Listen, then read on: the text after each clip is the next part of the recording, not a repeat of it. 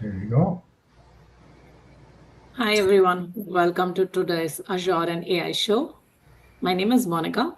I'll be hosting today, and we have a wonderful MVP team today. So we have Frank, Dan, and Hal, along with Julio. They're here to help me if I need any support from them. And we have our wonderful presenters today, Nandeep and Smita. And their topic is building smarter AI agents and with Microsoft IQ. So they will help us start the session. So, Smita and All right. Great. Thank you. Thanks, everyone. Thank you for inviting us. And it's great to be here presenting at the Azure and AI show. So, hello, everyone. Welcome. Thank you for joining us today. And we are going to talk about how we can build the smarter AI agents with Microsoft IQ. Okay. So, now that we are going or moving beyond the idea of just AI as a clever chat window and probably looking at the agent as a goal driven kind of a participant into our real work. Okay. Now when we talk about a single kind of a capable model, it is only one part of that capable agent. But again, to genuinely be useful, the agent also need certain tools, orchestration, trusted context, evaluation, and governance. Now, in this session, we will try to make it practical. So we will show where the Foundry fits, how Microsoft IQ help us close the context gap, and what to consider when we move from an impressive kind of a prototype to the something the people they can rely on. Okay, all right. So this is kind of an context for this session that we'll be talking about. But before we go deeper dive into the technical, let me quickly introduce myself. And again maybe the perspective that I can bring into this discussion. So hi everyone, myself Nandeep Nachan. I am Microsoft MVP as well as Microsoft certified trainer, uh, Microsoft 365 consultant based in Pune, India.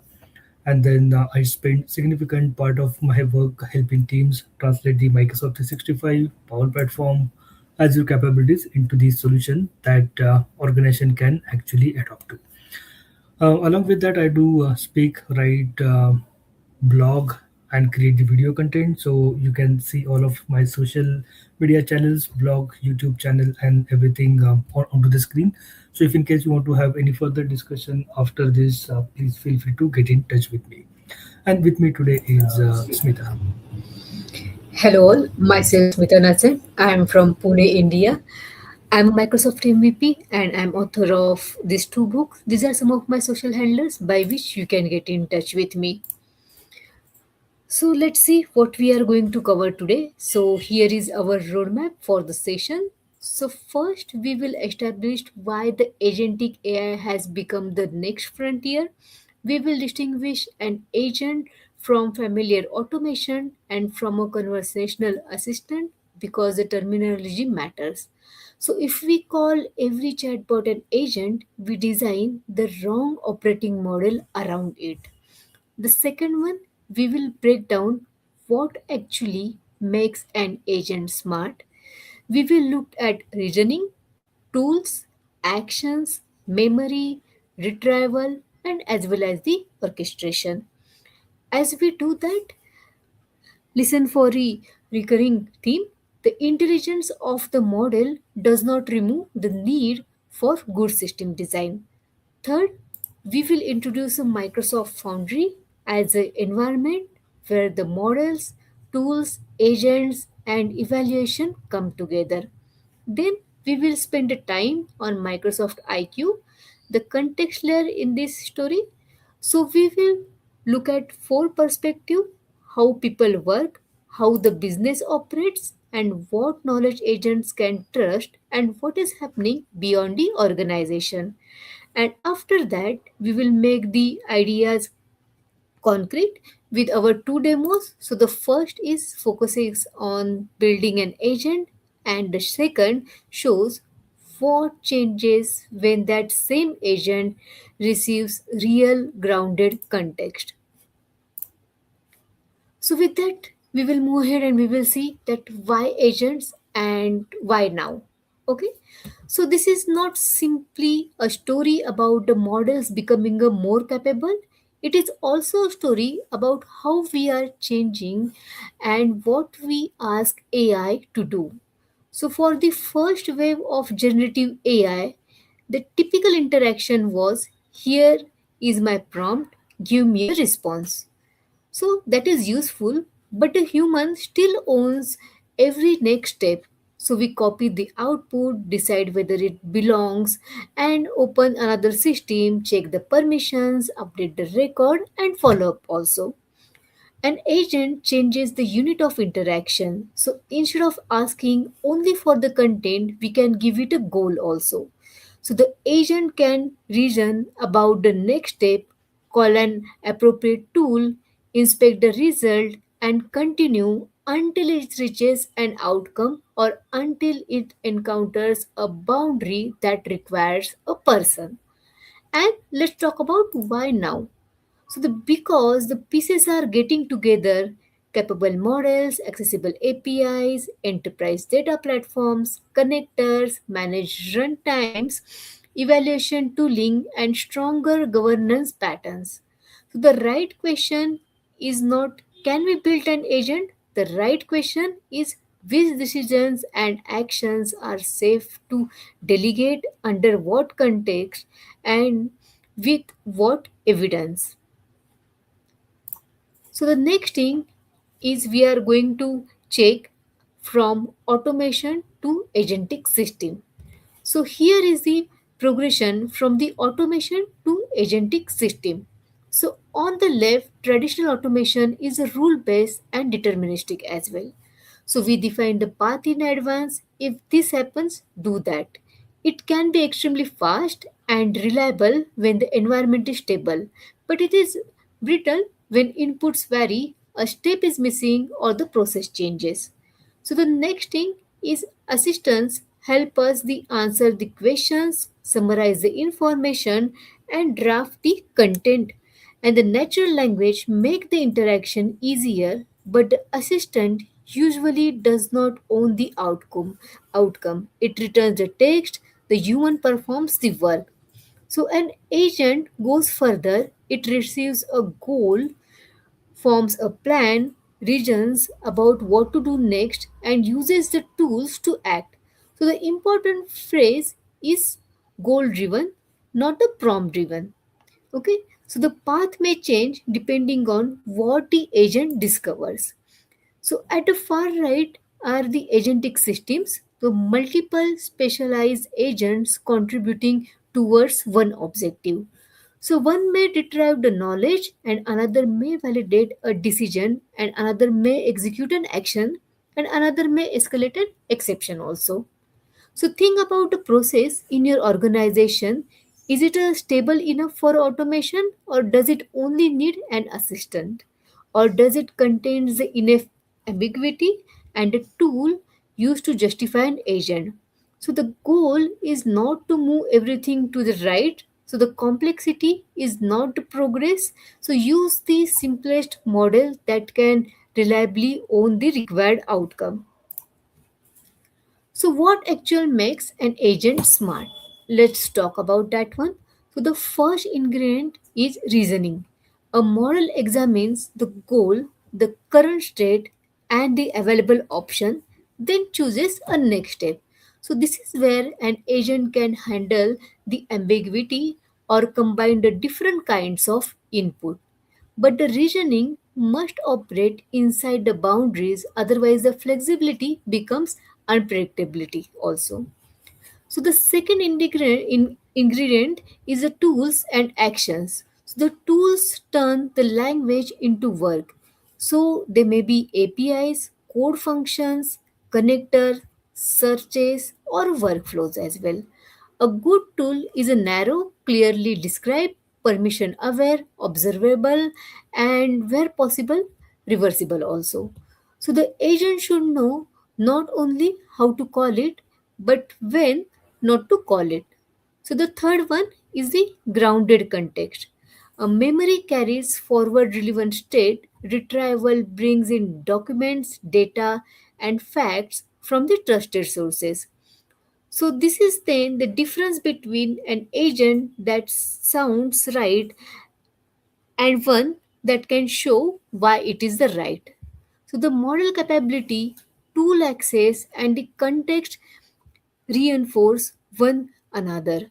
A stronger model cannot compensate for a misleading tool description.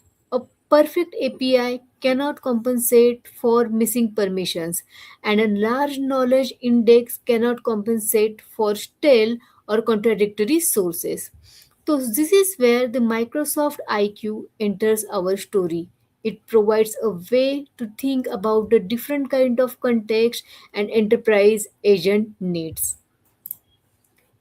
Next one, we are going to talk about agents versus the traditional automation. So let's compare an agentic approach with this traditional automation more directly.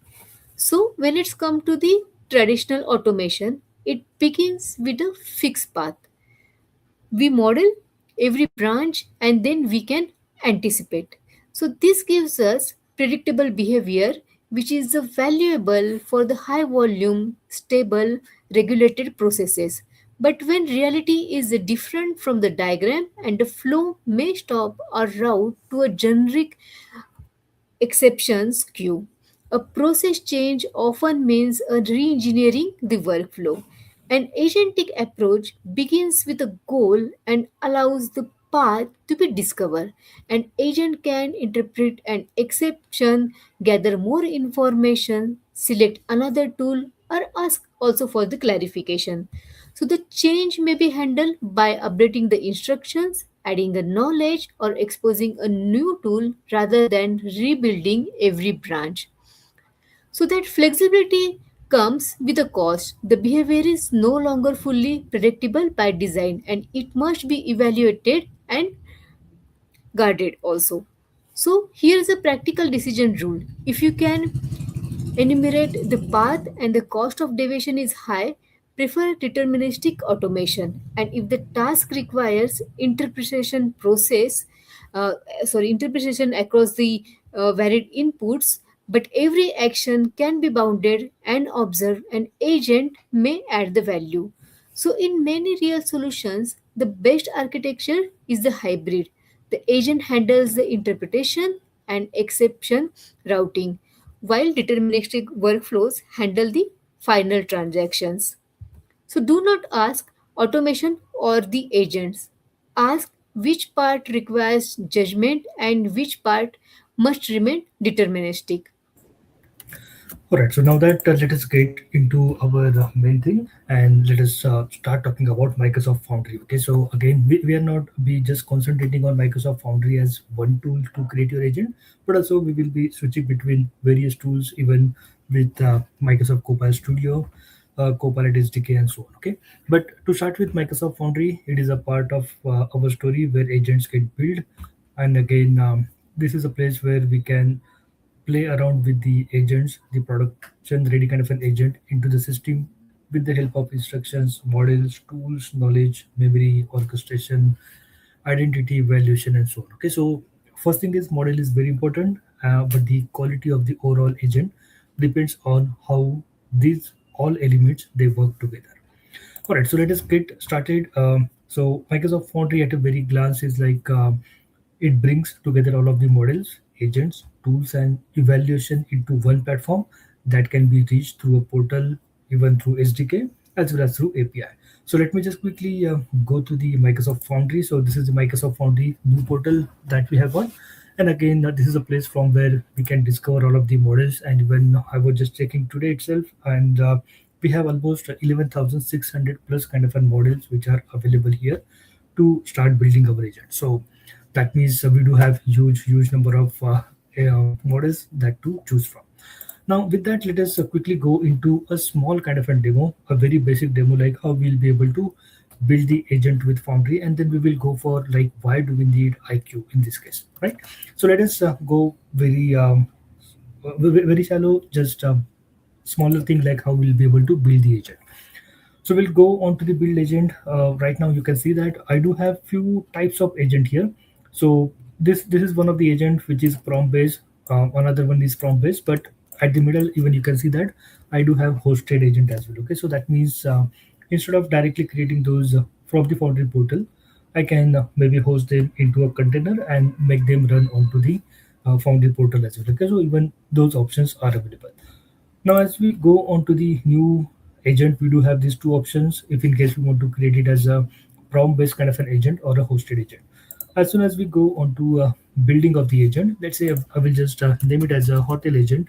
Uh, So what we will do here is that we will simply build the RAG kind of a pattern, retrieval augmented generation, to get the information from certain files. Okay, very basic demo to start with. So here, this is the hotel agent that we have got, and in the instruction we will just write like you are an AI agent to help users find the hotel related information. Okay, all right. So now that by default, all of these agents that we create, they will have access to the web search. So that means they will be able to get the information from the internet. We do not want to do that, but at least we want to upload our own files. So in this case, we do have various tools available that we can use directly, or even I can go for uploading of files. Now, as soon as we upload the files, it does create a RAG pattern in the background by using the Azure AI search. So we already have some files uploaded there to save the time and get that index built.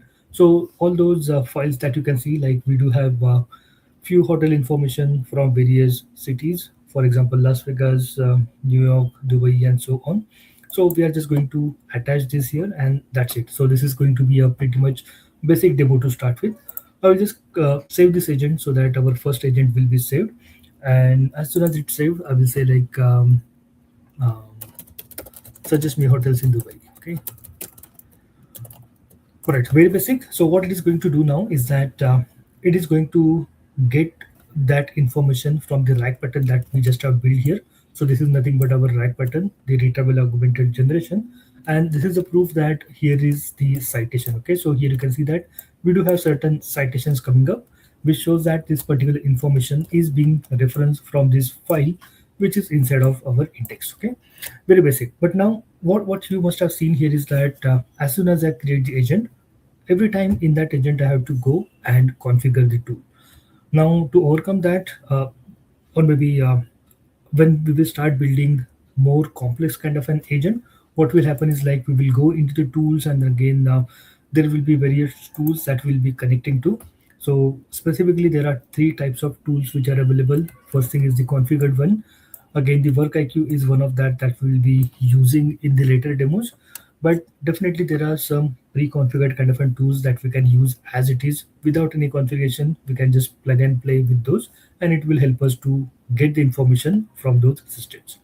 The second category here is about the catalog, wherein you will be able to see various MCP servers. So for example, here you can see that we do have variety of remote as well as local MCP servers that we'll be able to use. And the third category is about if in case you already have your own APIs, or maybe your own tools, or if in case you do have an agent which is probably running outside of the Microsoft 365 ecosystem, or Microsoft Azure ecosystem, or maybe beyond Microsoft Foundry. In that case, we can go ahead and use this agent to agent protocol, A2A protocol, to call those agents as well. But with each of that, what is happening right now is that we have to configure that tool every time. Okay, so let's say for example, I want to get some information from SharePoint. I will come to this place. I will select this as a tool. I will configure to use it as a SharePoint, and then I will go with that. So every time, whenever we will create the agent, we'll have to take that extra effort to configure the knowledge source. The second issue with this is could be there will not be any consistency. Let's say, for example, someone can use some different tool or some different system than the one which is expected. Now, to overcome that, we do have something called as knowledge. So in this knowledge, what we can do simply is that we can start creating our knowledge base. So we can simply click on create a knowledge base, and this is a place from where it gets more interesting. Like we can give some description in the model. We can choose the model that we want to use with this knowledge base, and we can also define the retrieval reasoning effort, whether it should be just minimum, low, or medium, and again how we want to retrieve the data in which format. Let's say for example, we just want to extract the normal data into raw format. We can go with extractive data. If in case we want to get that information as a generative answers, we can go with the answer synthesis. Again, we can define the retrieval instructions and so on. But more importantly here, we can just define various sources. Okay, so this is one place, but from where I can connect to work IQ, fabric IQ, web IQ, and everything. I can even click on browse more, and here you can see that we do have various types of knowledge agent which are available here. Now what we are going to do is that I will just select this work IQ to start with. I will click on connect, and that's it. So again, there is a Microsoft article on this. So let's say for example, I click learn more. There are this one is broken I guess now, but there's a set of instructions that you will have to follow. You will have to enable your tenant to work as a for the work IQ and everything. And as of now, you can see that this work IQ is in review. Okay, so for that reason, probably do not use that into the production yet. But this one has got a very good capability that will be covering why. I will just click on create, and then this knowledge source has been added to my knowledge base. Similarly, I can go for, and again, probably we can add Azure Blob Storage, Web, Azure AI Search Index. So all those information we can go ahead and add here. Okay. Now, what advantage that we get here is I will just click on save knowledge base here, and as soon as now I turn into any of my agents, I do not have to reconfigure all those knowledge one by one. So I can simply go onto any of the agent that I have created. I can just go onto the knowledge, and I can select that knowledge which I created. Let me just quickly refresh, and then it should come up the knowledge base that we have created. So here, let me just connect to this Foundry IQ first, and then here we do have that knowledge base. Okay, so I can simply connect this agent to that knowledge base. So that means I do not have to keep creating that knowledge base every time. So this is the advantage that we get. Now what happens in the background is like still there is a rack pattern which is running behind that. And for that reason, if in case you just go back to the uh, Azure AI search which is running behind the scene for your Microsoft Foundry, and just go for these knowledge sources. This is a place where you will be able to see all those knowledge sources are being created. Okay, so you will be able to control them from both the places. Either you can get it added here directly, make them use into your agents, or good way is you can start with the knowledge and then start adding your knowledge. Okay, so this is a basic kind of a demo, but shows you the new capabilities, like how you will be able to create a knowledge, so that you can just specifically go to those knowledge sources, add them, and make your own knowledge base, and then use that repeatably into multiple agents. Okay, so that you stick to one knowledge base, and then you do not deviate from the real needed information. Okay, now to extend that, we will be looking into something called as Microsoft Foundry Agent Service. So again, once we create the agent has got certain instructions, tools, and the conversational threads, which are kind of an first class kind of an objects. Again, we do have state and memory that can be handled by the service rather than the rebuilding it that into each of the application, so that we as a team can just focus more onto the effort or the behavior design, like what the agent is trying to achieve, what evidence it should use, and what tools that it may call, and where it should stop. Okay, so these are the things that we can do. Now to get this more capability, there are four building blocks that are available with every agent. So we do have tools which lets agent do something. So tools are considered to be the hands of the agent. So we do have functions, APIs, or code interpreters, or even a simply a connector that should expose the specific capability with the clear contract to this agent. Again, we do have that knowledge that we just have seen, which lets us the agent retrieve the relevant information from the documents and data. We do have memory, which maintains the continuity. For example, the short-term memory, which holds state of the current thread or task, a long-term memory, which may capture the durable preferences or context.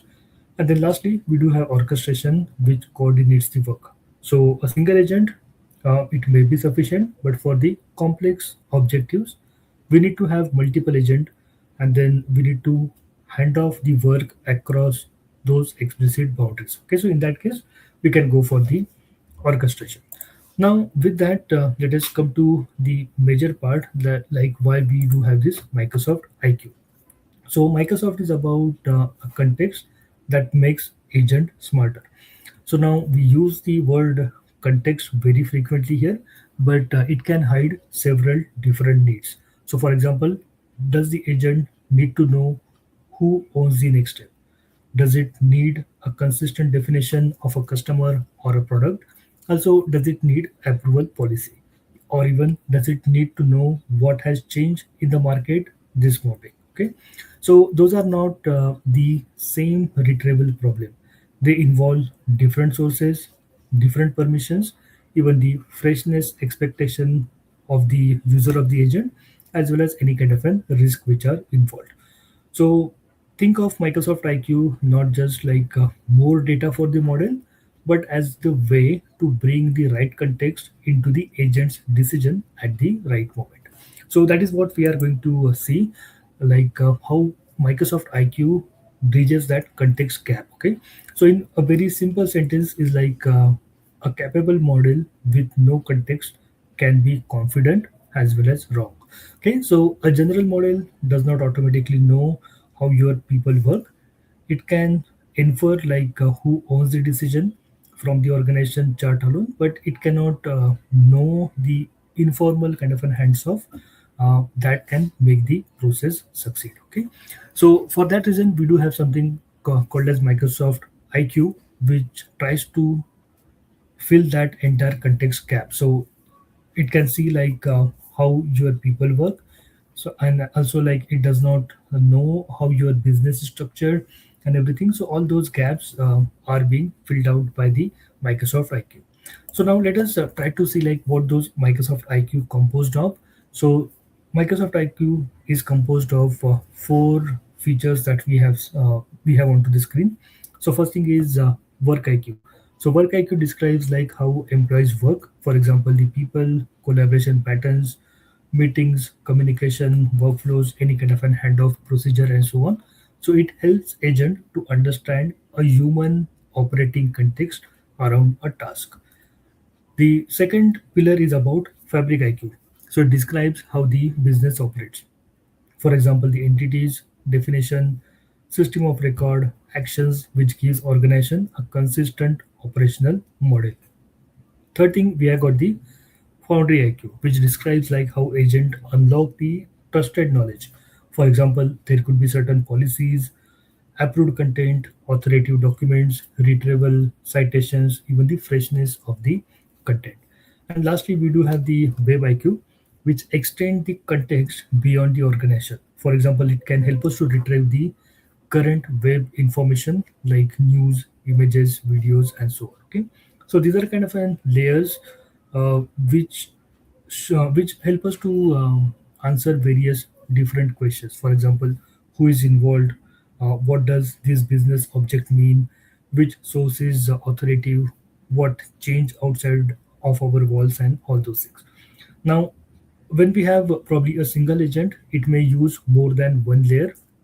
Maybe it can use all of them as well, but it should not retrieve from everything by default. Okay, so the context should be task shaped. For example, for a policy answer, external web content might be distracting or unsafe as well, but maybe for market monitoring kind of a task, internal documents alone may be incomplete as well. So we just have to make a decision which IQ level to use at what point of time. Now let us go deeper into each of those IQ level. So we do have work IQ. Okay, so work IQ is about how people actually work. So this work IQ can bring signals from your meetings, email, chat, documents, and it can help identify who owns that information, who has the relevant expertise, like what commitments have already been made and what the next handoff should be. So this is often kind of an unwritten shape of the process, and again, it is part of never made into the formal kind of an procedure. Okay, so now let us go into one of the demo and let me show it to you like how the uh, Microsoft work IQ works. Okay, so let me just quickly go here. Now that we just have seen that we had added that Microsoft IQ here, I can ask the questions and it can work with that.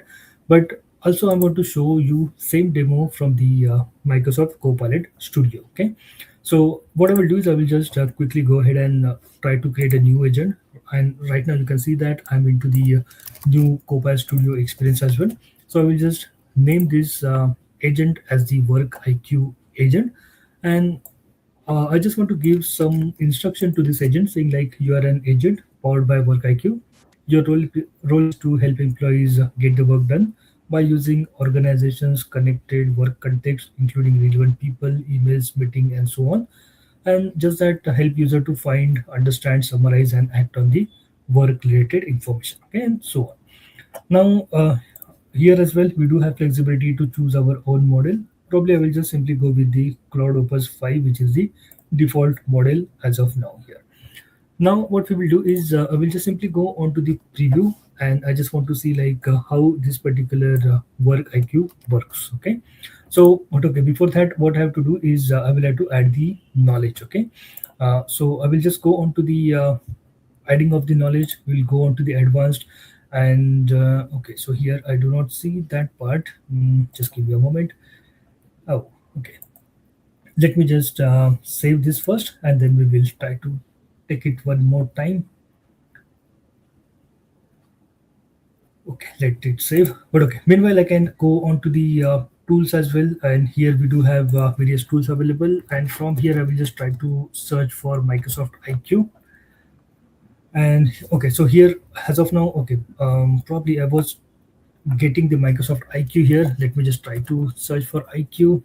Okay, so here at least we do have Foundry IQ, which I can use. Okay, looks like right. Okay, I can probably go ahead and use this work IQ instead. So I just have click work IQ and then I will click on add. So right now you can see that work IQ has been added here, still into the preview. So do not use that directly into the production. Let me save this agent. So nothing fancy here. We just have added it as a tool. So by adding that work IQ as a tool, it will know the entire context of how the employees work. Okay. Now to test it out, I do have one of my colleague called as Debra. So I will be using the query for Debra, like show my recent conversations with Debra Burger. Okay, so I do have certain email, the Teams messages, or even certain Viva messages, which are probably done with the Debra Burger. So what this work IQ will do is it will try to fetch all that information from the organization's connected work context. So it will include all the people, email, meeting, and so on. Now that you can see that since it is trying to get the information, and since it is trying to use the tool called as work IQ, it will need the permissions. Okay, so we just need to allow that tool usage for this agent. So it will go ahead and then it will now try to fetch the information using this tool. So it will include everything, including your people, emails, meetings, documents, any kind of a conversation, or maybe any other business information that that has been authored to access for me when I had an interaction with this user called as Zebra. So it will understand the context, it will summarize, it will try to act on that work related kind of information, and this work IQ will help us to ground the responses in the um, organizational level of context rather than relying on to any kind of an assumptions. Since it is trying to get this information from various sources, so here you can see that most of my interactions with this user are on email. Okay, so email is one of the communication channel that I have been using for interacting with this user. So that's the reason email is at very top. You can see that even this work IQ has identified that I do have most of my interactions with Debra onto email. And again, it has given few of the references of what kind of an interactions I had with this user. Now, if in case I go down here, you can see that again, I do have other media of communication with this user from Teams meeting. So again, it has given all that information as well. Now, if in case we want to go deeper, probably we can ask like, okay, in this case, what are the documents which are shared by Debra and everything. and it can give us all that information. Okay, so that means whenever I will have a conversation with this agent, I do not need to explicitly give the information about my colleague called as Zebra, all of the meetings which I had with Debra, and get the information. But simply I can just say, okay, I have a I have this as my work IQ, and I want to go with that. Okay, so this is how we'll be able to use. But now this is not just two places where it will be able to use. So I just have shown like we can use that as a knowledge base instead of Microsoft Foundry as well, even in Copilot Studio. But if in case you want to also extend that onto the Copilot SDK, yes, you can do that. So to do or to show that, let me just go onto the command prompt. I do have Copilot SDK installed already, or Copilot CLI installed here already. So I will just type Copilot, and then it will spin up the Copilot. Okay, so firstly, to use this Copilot agent here, we'll have to allow the access. Now, this works onto something called as plugins. Okay, so to install that plugin, I just have to say go into the plugin, and then go into the marketplace, and then here we have to add something called as Microsoft slash work IQ. Okay, so I already have it added so that we can save the time. But firstly, we'll have to start by adding that plugin called as work IQ from the marketplace. Now, once that plugin has been added, we will have to install that plugin. So to install that, what we have to do is we'll have to run this command called as plugin install, and then work IQ. Sorry, work IQ at the rate here, work hyphen IQ. So that this is the command that we'll have to run, and then it will install this plugin here directly. Now, once you have that plugin installed directly, what you can do is even you can go ahead and just try to search for skills, and then it can help you find all of these skills. Okay, so right now you can see that I do have various skills available here, right from Microsoft Foundry, Canvas app, and everything. But this is the one which is Work IQ that we'll be using. Okay, so to use that again, what I will do is I will run the same query here called as like show my recent conversations with my colleague Debra.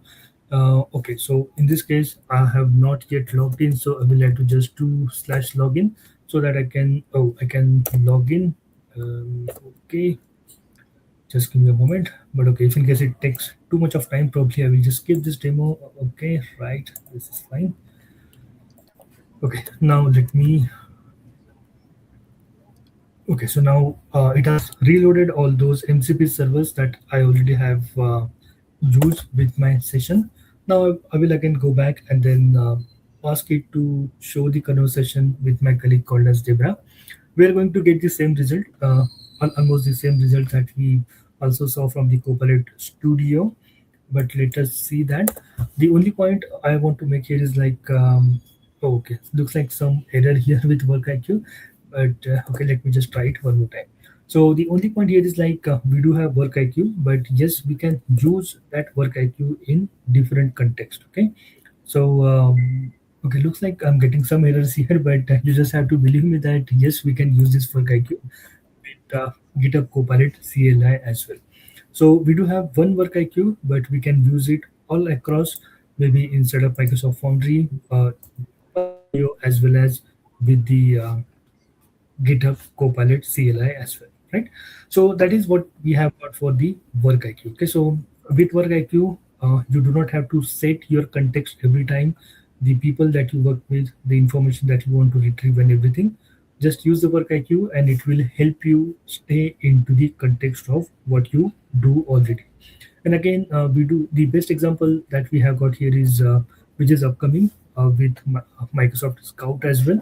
So in Microsoft Scout, again, it is being based mostly onto the work IQ, so that we do not have to set the context every time, but it knows like how we work, what are the operations that we perform, what are the colleagues that we interact with, and then it will try to build that information from that entire context.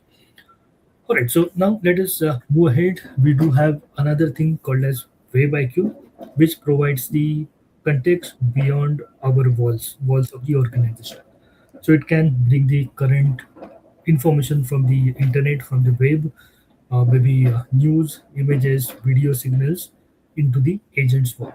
And again, that is very useful for the market awareness, competitor kind of a monitoring, external research, and even questions where the internal data alone is not enough for the working of our agent.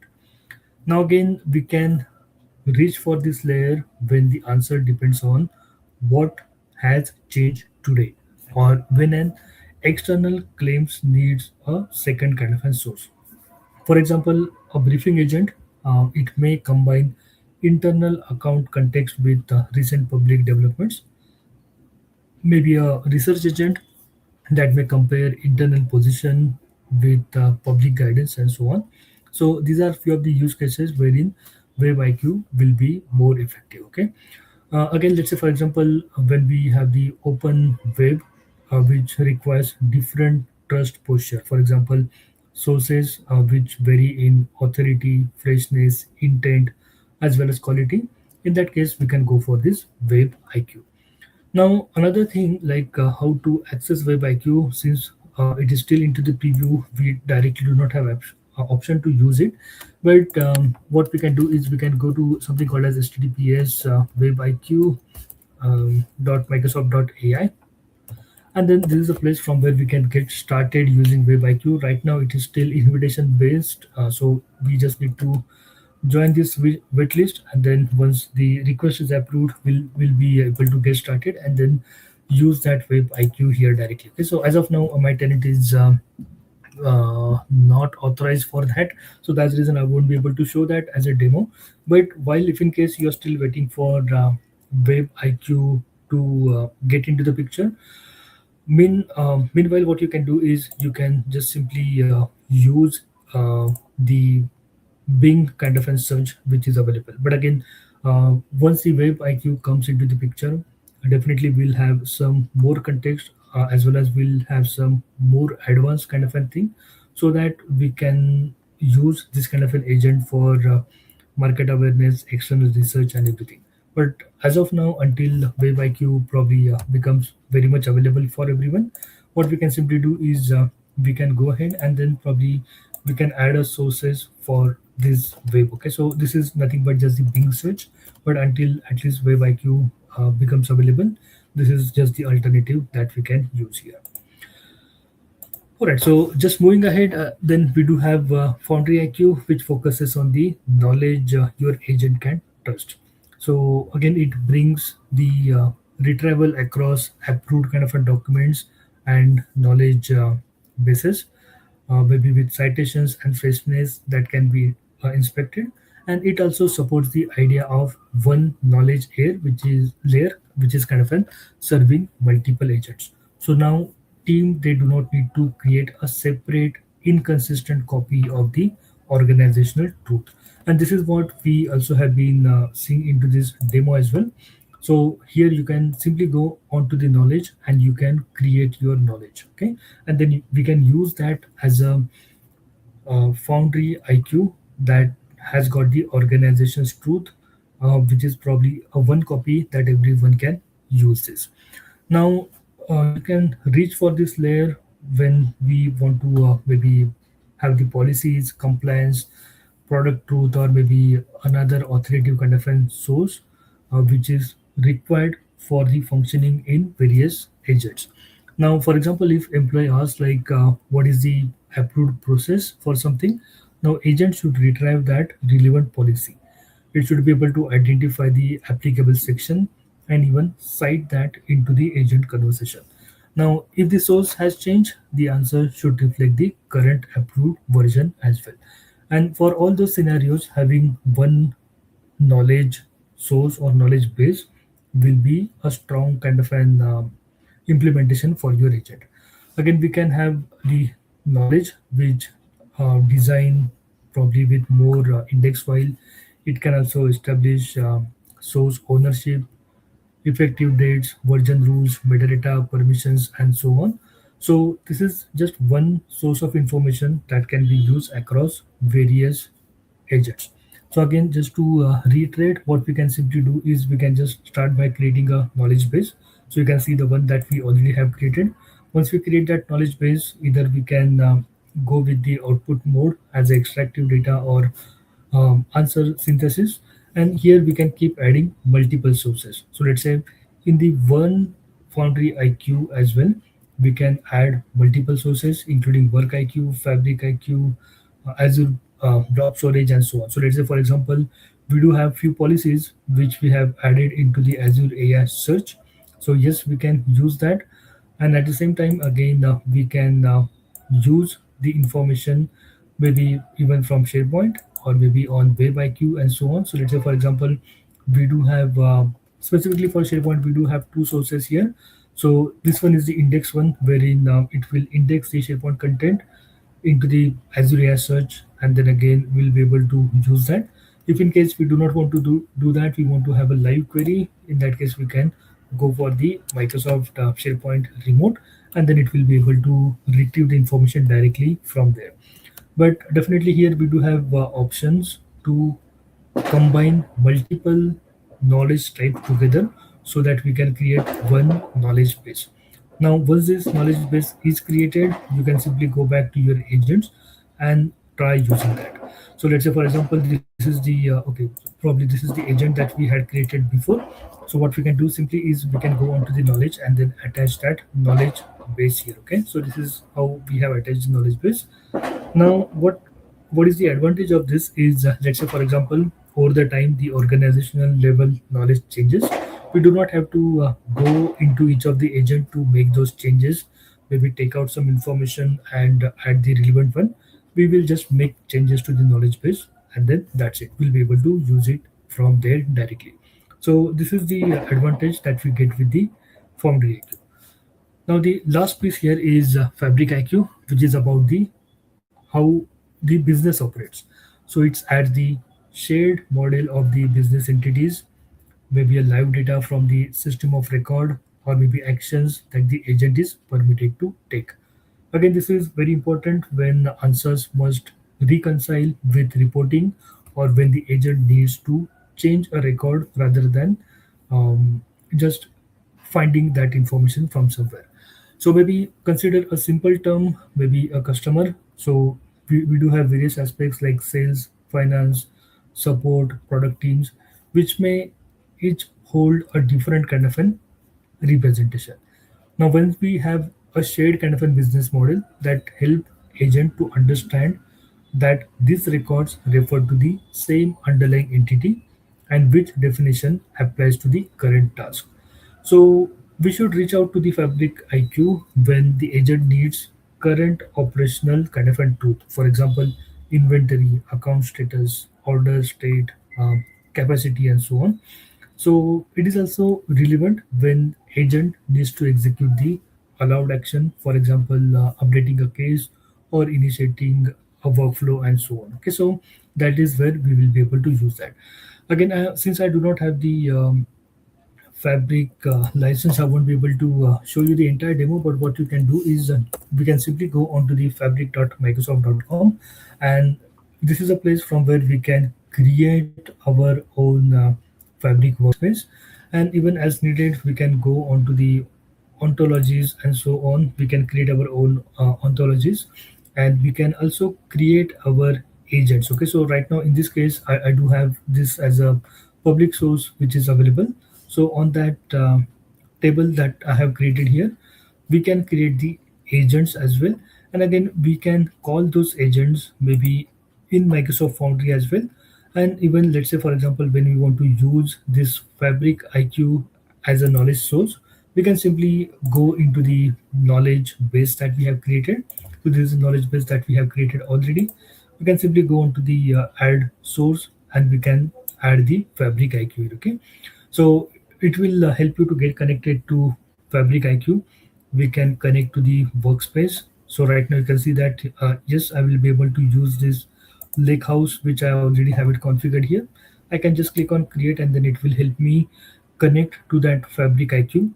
So I will just create one agent, and then that one agent will have the knowledge across everything, including the Fabric IQ, work IQ, even the web IQ, if in case we have it configured, so that I do not need to separately set the context like when I say a colleague name, then I'm just referring to the conversation, or maybe when I refer to any of the customer name, it can directly go and get the information from Fabric IQ. Okay, so right now you can see that in one Foundry IQ, I do have multiple things configured for Fabric IQ and Work IQ, and accordingly, I can ask the question, and then it can combine the information from both the places.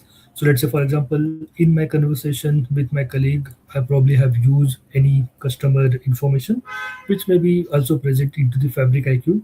So it can relate that information and give us the consolidated kind of a result. Okay. So these are the four things which are entirely based on like how we can create the um, agents which has got some more IQ. Okay. Okay. So now before we end the session, certain key takeaways here. So first thing is agents. They earn their um, earn their the act. So it is not just the answer, but maybe they look out for the meaningful outcome. Uh, Maybe one conversation at a surface. Secondly, the foundry is where we build, deploy, and observe all of the agents.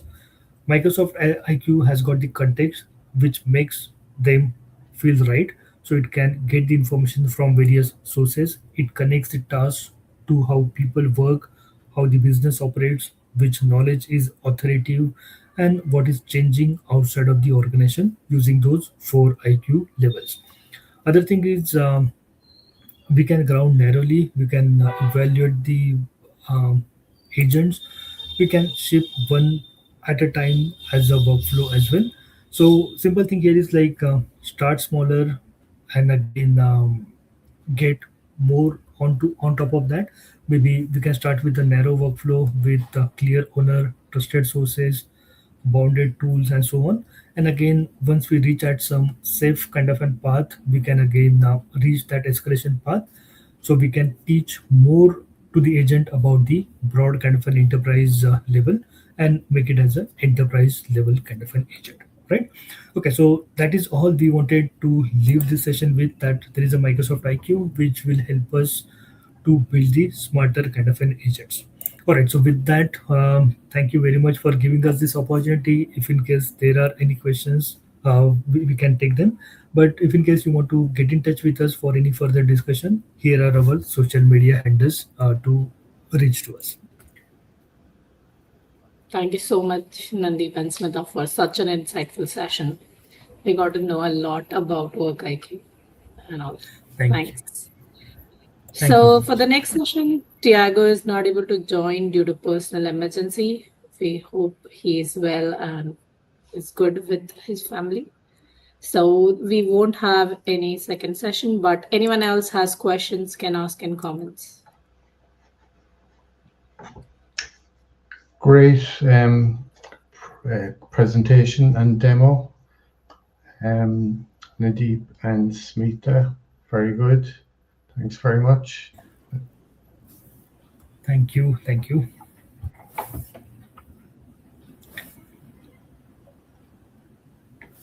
Thank you. There are no questions. Any other questions, Dan? Any?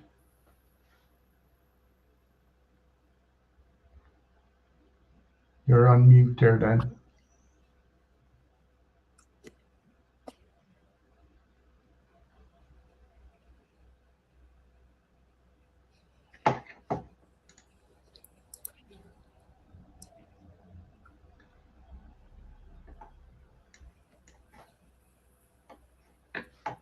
Dan, you're on mute.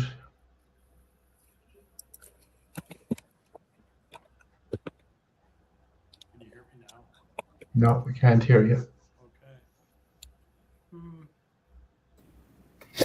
Okay. He had some issue with Hopefully his he's not laptop. asking any. Yeah. Hopefully he's not asking any tough question. Okay. I have a question, Nandeep. So what are your runtime challenges that you have faced while actually using it? See, first thing is like still it is in preview, so that's the reason we, Miss at least I'm not suggesting all of the customers to use those into the production environment, But at least yeah, miss, at least I found it useful, maybe still in preview. So when I tried mixing all of them, probably maybe few things wrong with my instructions and so on. So the result which I was expecting, probably it wasn't that I got from mixing up all those four IQs. But again, since all those four IQ levels are very much powerful, it could be because of that as well. But definitely, all those four IQ levels, at least independently, I found them very useful, very powerful. But as of now, like when I'm trying to, let's say for example, when we are trying to maybe respond to any of the proposal from a customer. So obviously we do have some information about that customer into the Microsoft Fabric, and again maybe some conversations onto our email chats and everything. So what I was thinking is probably I can ask some question and try to get some solid kind of a proposal wherein it can get the information from everything, including email, chats, plus which is available onto the Foundry IQ as well. But maybe I'm a bit struggling there. I will not say it is not working, but I will say like I'm a bit struggling there to get into the format which I'm thinking upon. But again, yeah, as I said, it is into the Okay. preview. So once it reaches GA, definitely it will work good. But at least independently, I have tried each of those IQ, and it works very perfectly. Good to know. I have a question. I haven't been using Foundry, but when you log into the Azure portal, the Foundry is in there. But when you first use it, you have to spin up a VM and give it memory and all this kind of stuff. For the Foundry, you mean? Yeah. At least for the agents. So is that a separate portal then from the Azure portal? Oh, okay. So Microsoft Foundry, no, it is not directly. So once you go onto your home page, this is directly available there as a Microsoft Foundry, or you can Yeah. just search for Microsoft Foundry. Then from here, you can create a resource, and this is one of the resource that I have Okay. created called as Microsoft Foundry. So we can simply go for creation of resource, and this is a same process as creating a resource, any kind of a resource in Microsoft Azure. The wizard, like we can name that resource, the region, and everything. Only thing is like once we create that, we do get some another level of experience here, wherein once you go onto the Microsoft Foundry, this is a place wherein we do have separate API key as well as project endpoint to access this Microsoft Foundry even programmatically into the other applications. And another thing is from here we can create multiple projects as well. So let's say for example, we want to have separate agents created per department or per project, we can do that. So right now this is the default project that gets created with each of the Foundry resource. But yes, we can go ahead and create multiple projects as well. And again, in each of those projects, we can spin up our own models. I mean to say, we can deploy our own models. We can create our agents and work with them. So the underline is Microsoft Azure itself. So we just have to create a resource from Microsoft Azure, and then we can explore that in more detailed level in Microsoft Foundry. So prior to this, this was used to be called as Azure AI Studio. So there were certain renames, rebranding which has happened.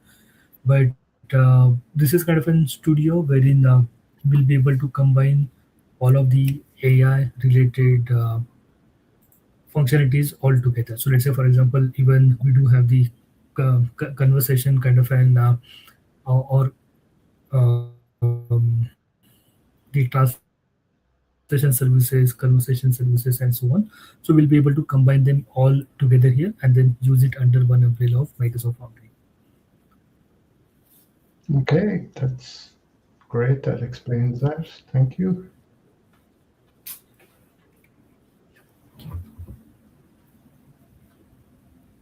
Any other questions? And And the beauty of using this Microsoft Foundry is like whenever there is a new model that gets published or gets available on the internet, it is available in Microsoft Foundry very quickly because as you simply go on to the Discover, and here, if in case I show it to you, right now we have almost 11,600 plus kind of a models that we can select from. And as soon as new model or new version of model is available, that model mostly is available in Microsoft Foundry to use. Okay, so you can see that right now we do have almost 11,600 plus.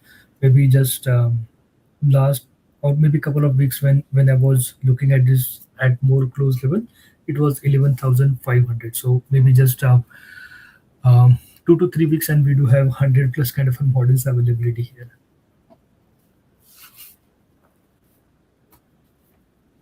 Very good, very good.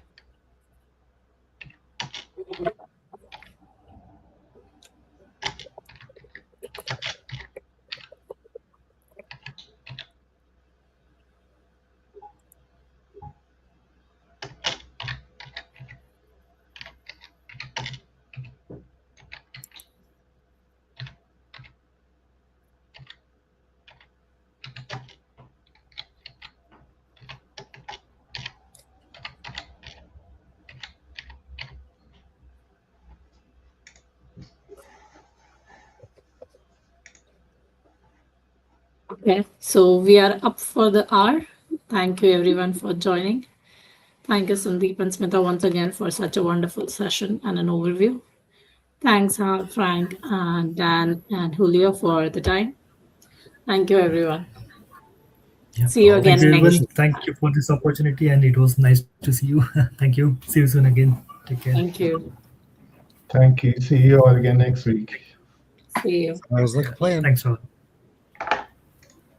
We'll be here.